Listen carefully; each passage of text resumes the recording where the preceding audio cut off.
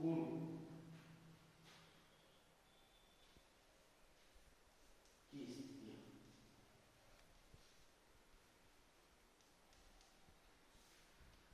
तीसरी उसने बताई है उत्कर्ष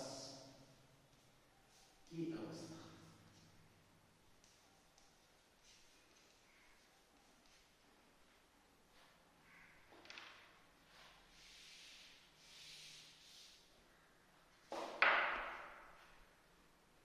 चौथी उसने बताई है परिपक्वता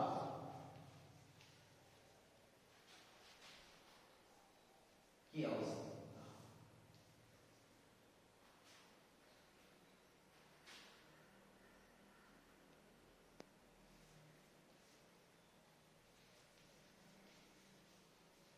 और पांचवी उसने बताई है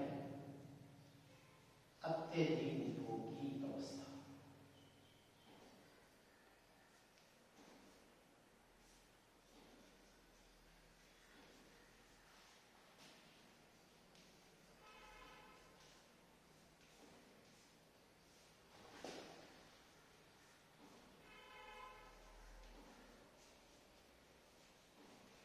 इस तरीके से रोस्टोव ने आर्थिक वृद्धि की 5 अवस्थाएं बताई हैं कि कोई भी देश जो है वो अपना आर्थिक वृद्धि या अपना आर्थिक विकास करना चाहता है तो उसकी ये 5 अवस्थाएं हैं। सबसे पहले उसमें परंपरागत समाज होता है, ट्रेडिशनल सोसाइटी। जैसा इसका नाम है ट्रेडिशनल सोसाइटी, परंपरागत समाज। परंपरागत समाज की जो है वो रूढ़ियों पर आधारित होता है, परंपराओं पर आधारित होता है, पुराने विचारों पर आधारित होता है, अंधविश्वासों पर आधारित होता है और नई टेक्नोलॉजी या प्रौद्योगिकी है या नए परिवर्तन है उनकी तरफ कम ध्यान देता है। ऐसा नहीं है कि परंपरागत समाज में परिवर्तन नहीं आते हैं, परिवर्तन आते हैं। कृषि उत्पादकता को भी बढ़ाया जा सकता है, औद्योगिक उत्पादन को भी बढ़ाया जा सकता है, नव परिवर्तन को भी लाया जा सकता है, प्रौद्योगिकी में भी परिवर्तन लाया जा सकता है। लेकिन जैसा कि रोस्टोव ने कहा है कि परंपरागत जो समाज है वो न्यूटन से पूर्व की जो स्थितियां हैं या न्यूटन से पूर्व की जो प्रौद्योगिकी है उस पर आधारित होता है और इसका जो उत्पादन फलन है वो सीमित होता है, अर्थात सीमित उत्पादन फलन पर ये समाज आधारित होता है। उत्पादन कम होता है क्योंकि ये समाज कृषि पर आधारित होता है, एग्रीकल्चर पर आधारित होता है और एग्रीकल्चर में भी नई टेक्नोलॉजी नहीं होते हैं, नए इनोवेशंस नहीं होते हैं और एक प्रकार से राजाओं और सामंतों का इसमें शासन होता है और उनकी जो आय है उसका भी मुख्य आधार जो है वो कृषि ही होता है। तो इस प्रकार से परंपरागत समाज रोस्टोव के अनुसार ऐसा समाज है जो पुराने रीति रिवाजों, रूढ़िवादिता आदि पर आधारित होता है, शिक्षा का इसमें अभाव होता है और जो उत्पादन के साधन हैं उनको परंपरागत ढंग से ही उनका उपयोग में लाया जाता है। नई टेक्नोलॉजी का उसमें ऐसा जो है प्रयोग या उपयोग में नहीं लाया जाता है, उनका आविष्कार भी ऐसा नहीं होता है। तो इस प्रकार से ये एक ऐसा समाज है जिसमें उत्पादन कम होता है और एक अपनी आवश्यकताओं के अनुसार ही होता है। तो इस प्रकार से एक प्रारंभिक स्टेज होती है। उसके बाद दूसरा उत्कर्ष टेक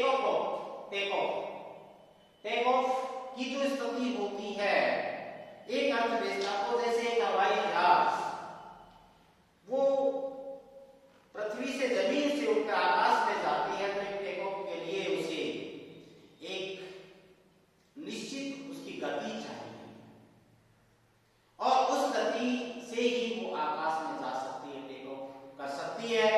तो इसी प्रकार से कोई भी अर्थव्यवस्था है उसको टेक ऑफ करने के लिए उसकी भी अपनी शर्तें हैं जो कि रोस्टोव के द्वारा बताई गई हैं। लेकिन इससे पहले कि उस टेक ऑफ स्थिति को हम लाएं उससे पहले उसकी क्या स्थितियां हैं, क्या शर्तें हैं वो उसके द्वारा बताया गया है। तो उसने कहा कि ये स्थितियां एक ट्रांजिशन पीरियड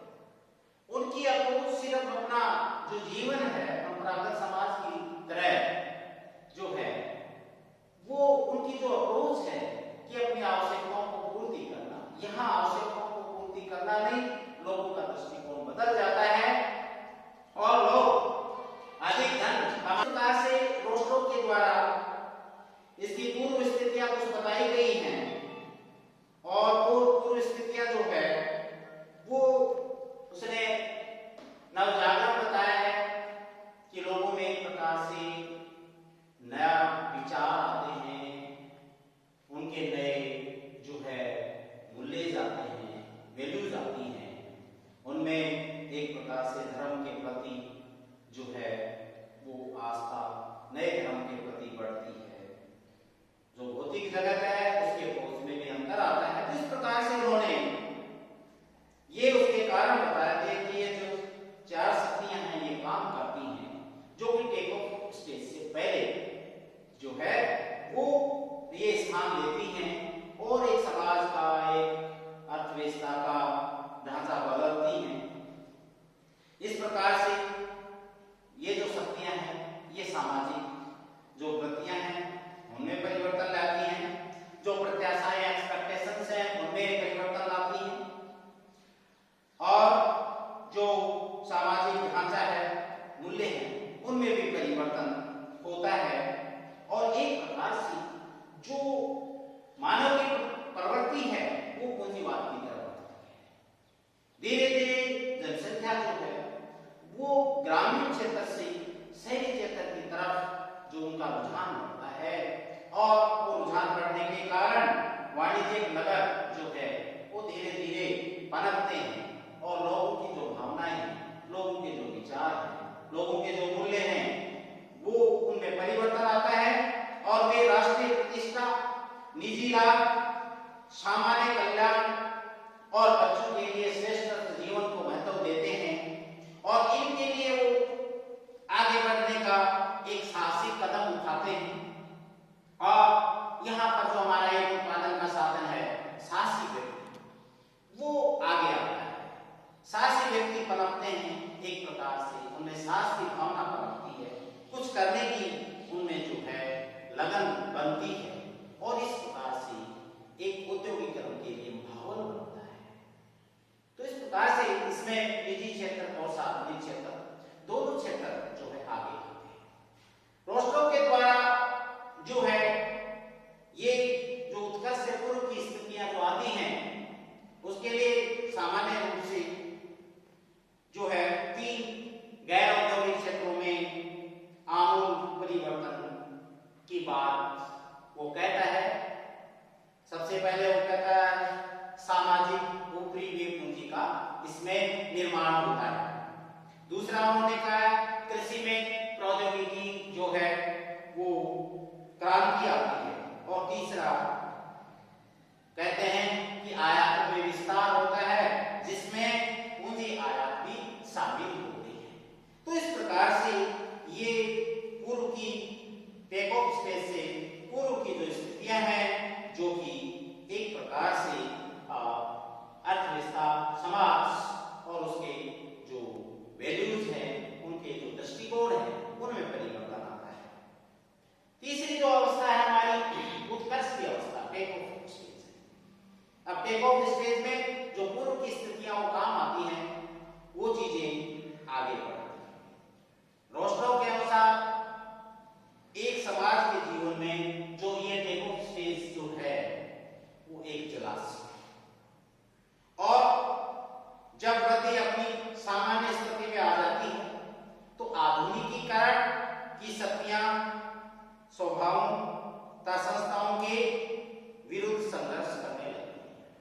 अर्थात जो पहले की जो हमारी परंपरागत हमारे विचार, हमारे वैल्यूज, हमारा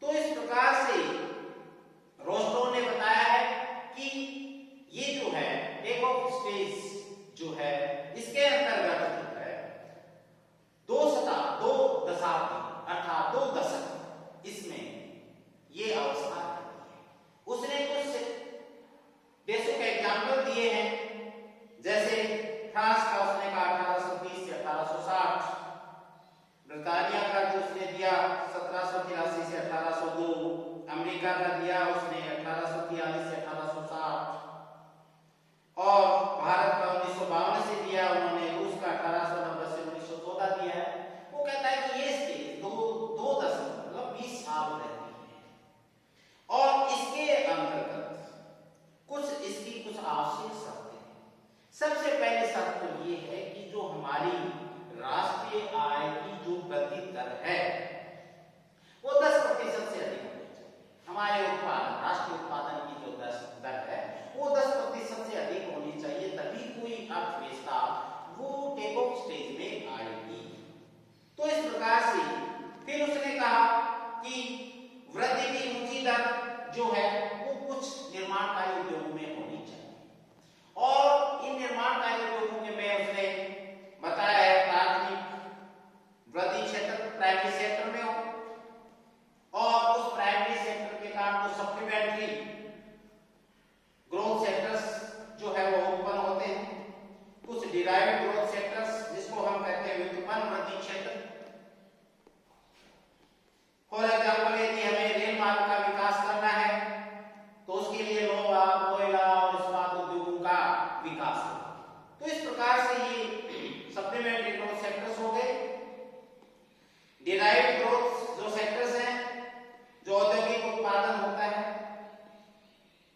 कुल आय में भी परिवर्तन आता है, जनसंख्या में भी परिवर्तन आता है। इनके कारण अन्न का उत्पादन भी बढ़ता है, मकानों का निर्माण भी होता है, क्योंकि उनकी आवश्यकताएं बढ़ती हैं। इस प्रकार के सेक्टर्स जो हैं उनमें उसके अनुसार वृद्धि होती है, लेकिन वो कहता है कि 10% से अधिक जो है वो वृद्धि होनी चाहिए राष्ट्रीय आय, हमारा ग्रोथ जो उत्पादन है उसका, और इसके साथ पूंजी उत्पाद अनुपात भी हमारा घटना चाहिए।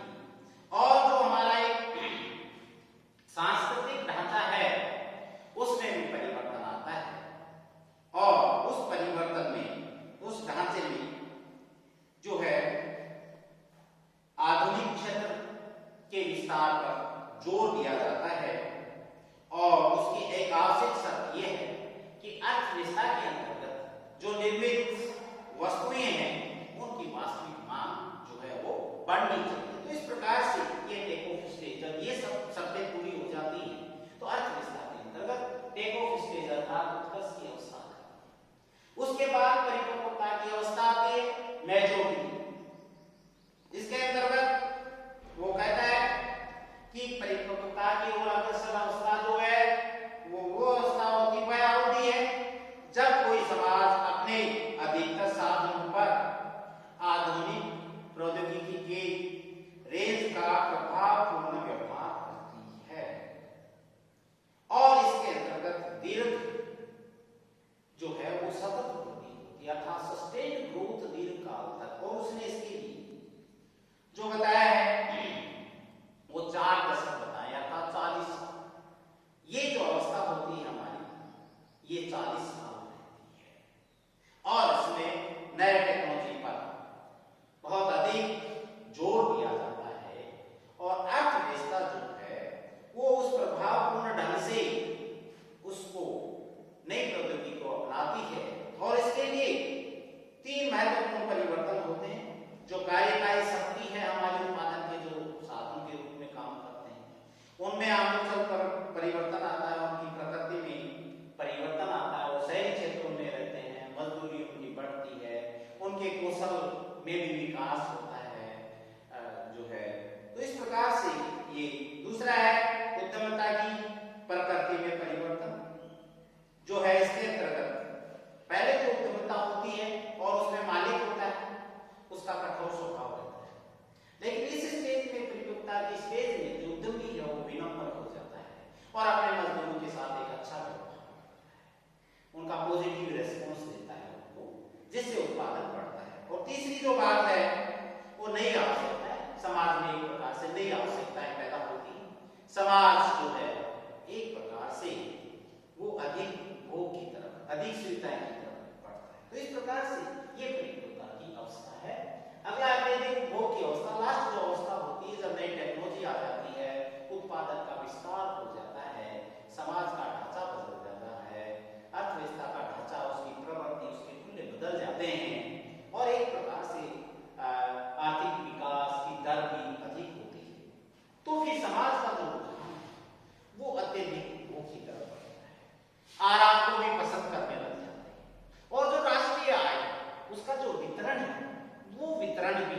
एक प्रकार से कल्याणकारी भावना से समान वितरण की तरफ उनका कि राष्ट्रीय आय उसमें गरीबी और अमीरी है वो नहीं होनी चाहिए, गरीबों को भी आय का वितरण होना चाहिए। तो उसके अंतर्गत एक कल्याणकारी